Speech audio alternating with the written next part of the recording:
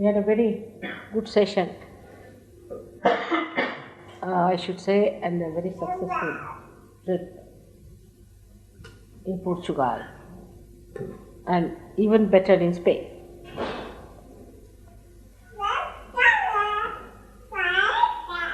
Portugal is a place where gurus have touched very nicely, because people are too simple, I think. And because they are too simple, they are affected too hard. And I was really confronted with so many sick people there who have been to gurus, who have been only for 2-3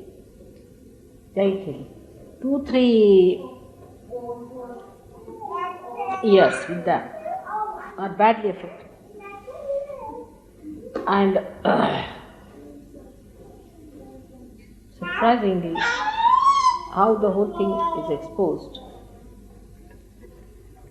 that we may be able to do much better in Portugal. Now the Portuguese people get a lot of wine, they drink a lot. They really drink. I mean, they have all kinds of wines in their country. It's a very big problem of that place is it has many wines. And I think the drunkenness make them extremely lethargic. And that lethargy brought down that empire. You can see it's a very huge place. I mean, the buildings, if you see, are very beautifully done. Lots of buildings with lots of architecture, and all that is like a desolate place. The reason is the people who were at a time quite affluent were doing well. Gradually unemployment started settling down. Lots of strikes, just the same thing as I feel is happening in this country. And unemployment and amounting to starvation. First they used to get doles and all that as we get here. Gradually it stopped. Now it's so bad that all of them have to depend on their parents. There's no way. They have no source of income. Very few industries. It's one of the poorest country in the whole of Europe. That made me think about England, that we have to know that this country also may face a phase if we do not get up now. You see, it's all right to divert your attention to Falkland and all that, but it cannot feed you. So we have to understand, all the Sahaja yogis must understand, that they all must have some sort of a degree or something on the paper. That's a very important.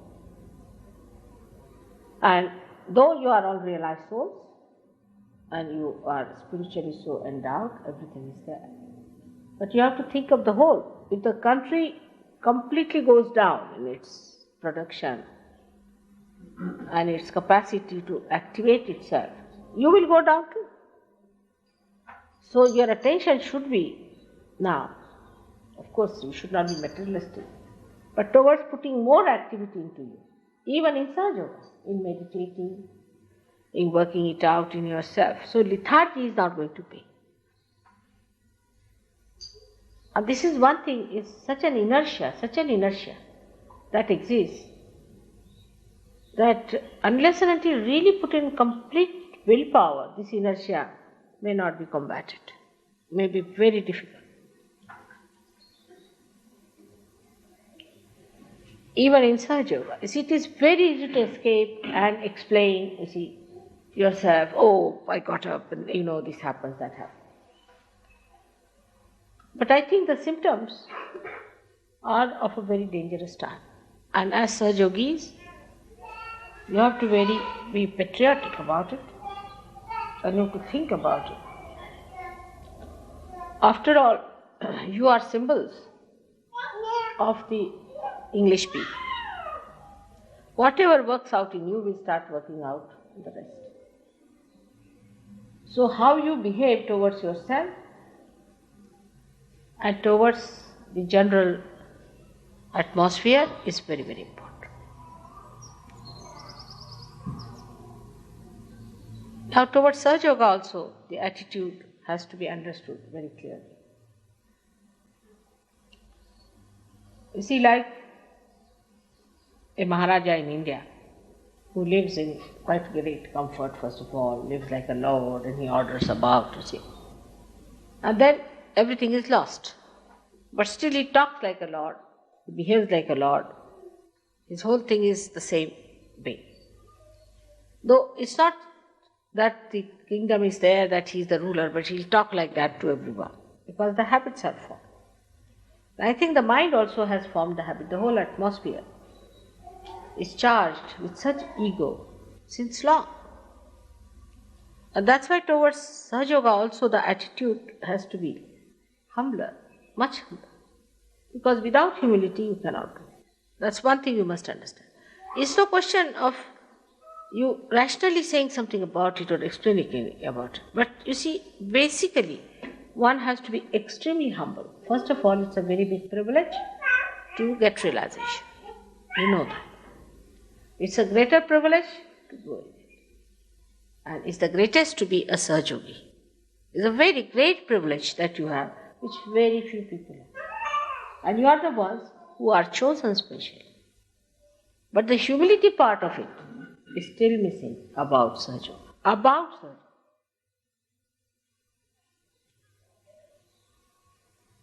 Like we should ask, make me a better Sahaja Yogi, a humbler Sahaja Yogi,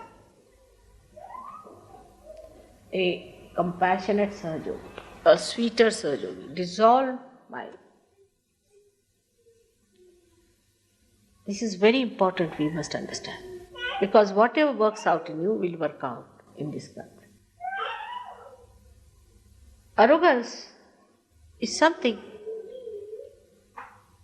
that with ego you can never understand you have been arrogant. The way you talk to others, the way you behave towards others, you will never understand because there is ego. If you are standing in the darkness,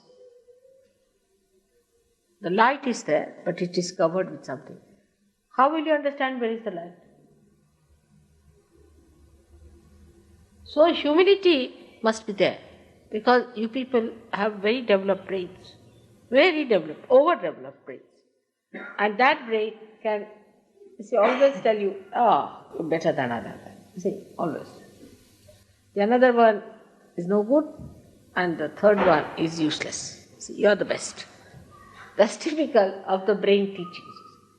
And when it starts working out, it's very difficult to see that the one who is saying this is nowhere. Because from the point where you see, you cannot see what you are saying. What you see is the whole thing as if you have to command it. You have to ask for it. Of course, the quality is very much changing now. Everybody is becoming very, very, very sweet and sober, and nobody now demands anything from me. Like, you must give me this, mother, you have to do it, you have to look after me. After all, I have been to your Caxton Hall once, you see. And how dare you do not look after my mother when she met an accident. Something like that. That's over now. That's over.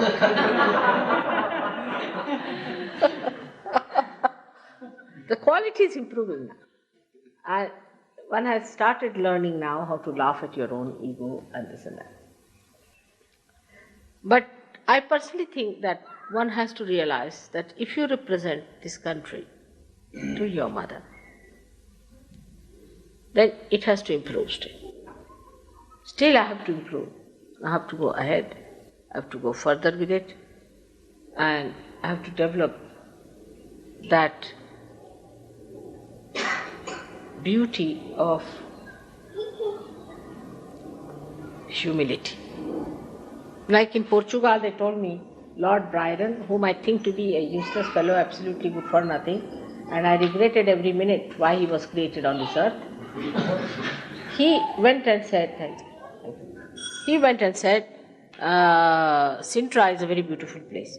Sintra is too good to be wasted on Portuguese. It should have been for Mr. Lord Byron, whosoever he may be. Just see, typical. And it pinches everyone, everybody feels. But think, if you are the person about whom it is said, this is called alright. So one has to develop a kind of a humility that I have to still receive. Come forward. I have to still get it. It has to work out. Now, when it comes to that kind of an attitude, then you turn round. Turn round upon yourself. What have you done for Sahaja Yoga? One question. Simple question. What have you done for Sahaja Yoga?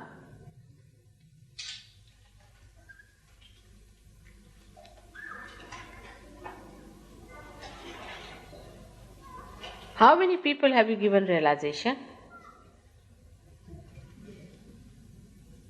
How many people have you been able to cure? How much peace have you got within yourself? How much blissful are you? How much compassion have you got? How much forgiveness and patience you have for others? How much of sharing you can do? These are the signs of Sahaja Yogis.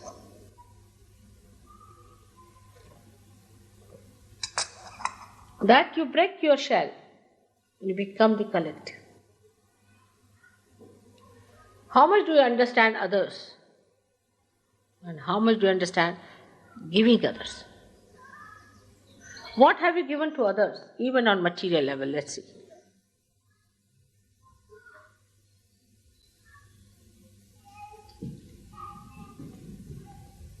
These questions should be put to yourself. On a very material level, these questions are to be asked. On a very material level, because the light comes down up to material level. How many people you can forgive?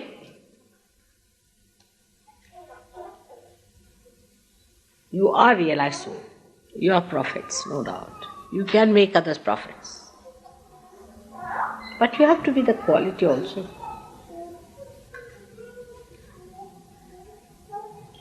The quality of a prophet is his nobility. He is so noble. The nobleness. In comparison with other people who are not realized souls, he is nobler. He is more dignified. He is much more forgiving. So the whole way of dealing with others will change. He is obedient.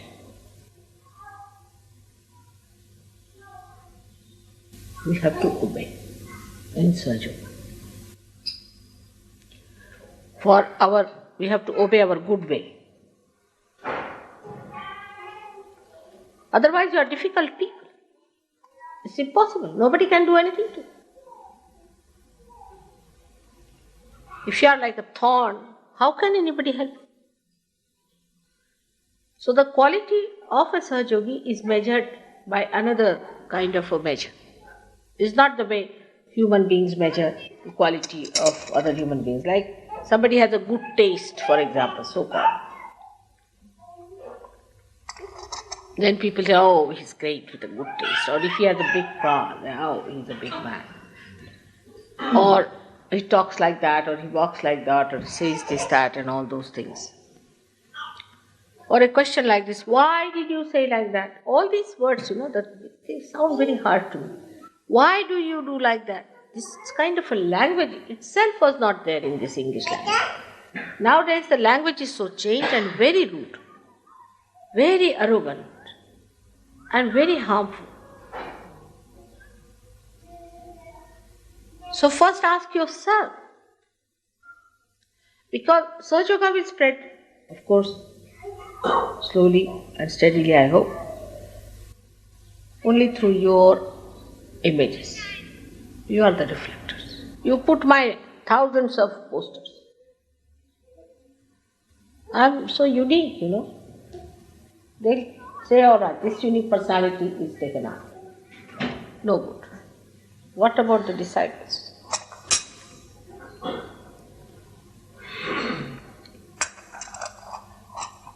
So, actually, whatever is in the lower level animals is important. Like in lower level animals, the king is the one, say the tiger, has to kill an animal, big animal. It is he who only can kill. Till human stage also perhaps it is so. The one who can really dominate others, survival of the fittest, is the rule. Is the other way around now.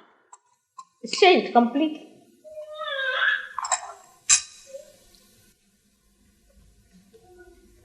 How much free you are in your ideas, while you are still identified with old ideas. But free doesn't mean abandonment by any chance. Freedom means you respect the freedom of others. First and foremost thing of freedom is that you must respect the freedom of others.